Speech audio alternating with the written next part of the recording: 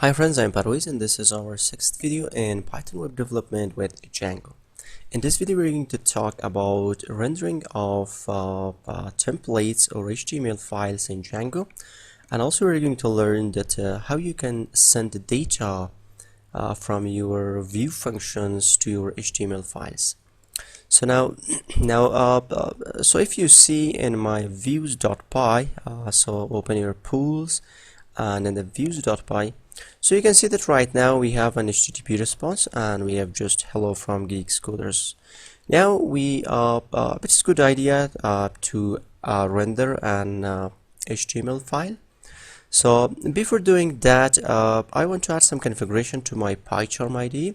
So right now, if we want to run this project, we can just in here we can just say python manage.py run server, and it will run our project. So now you can see that if I check now my localhost port 80, you can see hello from Geeks Coders. So now I want to just configure this with the run button of the PyCharm IDE.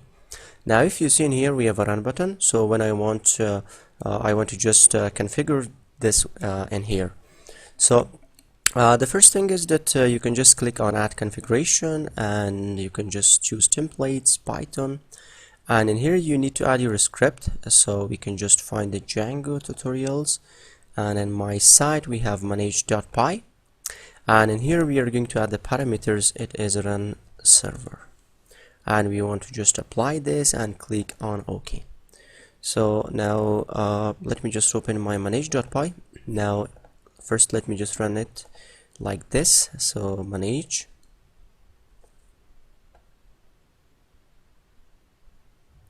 now you can see that how easily it's running, our project is running. So now you don't need to this. Let me just, now you can see that this is our project, and if I run this you can see that I am receiving the same result. Now let's talk about templates in Django. So as I've already showed you in views.py, in here we have HTTP response. Now instead of HTTP response we are going to use a render.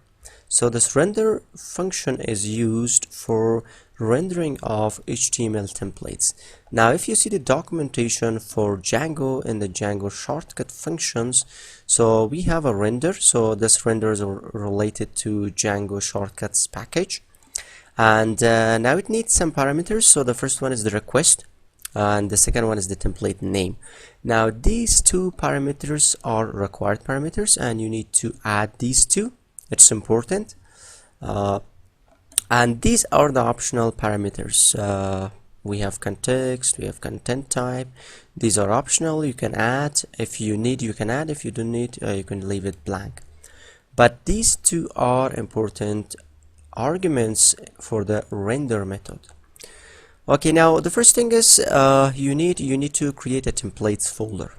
Now there are two ways that you can create. The first way is that you can just create the templates folder in your root directory of my site project, and the second way is that you can create separate templates folder for your different apps. For example, if you have 4 apps, you can just create different templates for the your apps. For example, you can just create a templates in here. So this is my pools, and let me just add a templates, and in in this templates I want to create a HTML file. This is index.html. Now let me just change the title to, for example, home, and in the body I want to just create an h1 tag, and I'm going to just say welcome to Geeks Coders, and I want to add a p tag in here. So we can just say please subscribe my channel. Okay, now what we need to open our views, and here we need to change HTTP response to the render. So you can see it's already in here. We have from Django.shortcuts import render. Let me just remove this HTTP response because we don't need this. So in here the first one is the first parameter is, or the first argument is request. So it's important that you need to add request in here. And the second one is the template name that you need to add in here. So my template name is index.html. So now if I refresh my page, probably I will receive an error. So let me just first check this. Oh no, I didn't receive any error. And you can see that we are receiving welcome to Geek Scholars. Now so right now you can see that my templates, this is located in the templates in the pools app.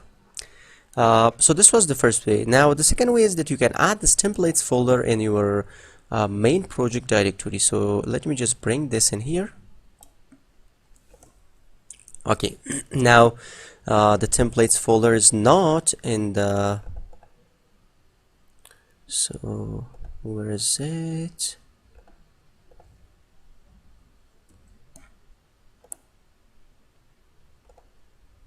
Okay, this is templates. Let me just cut this and bring this in my site, paste it in here. Okay,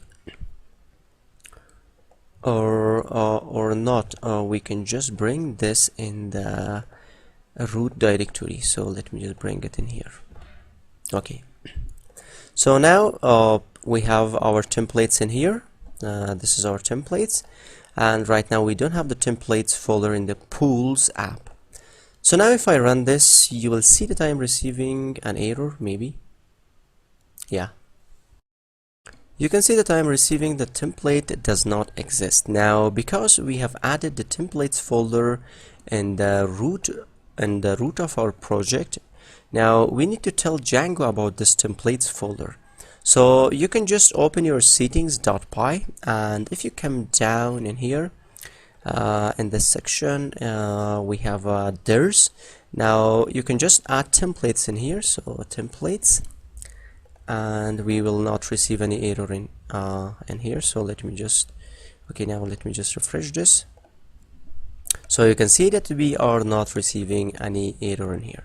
So this was the two ways that you can render template in here. Now we are going to learn that how you can send data from your views.py. Let me just close these files. Okay, so how you can send data from your views.py in your index.html. For example, you have some data in your database. You need to retrieve the data in here, and after that you need to send those data to the index.html to show for the user. Now for this we can call it context variable, or we can say it's a template context. Now let me just show you how you can do this.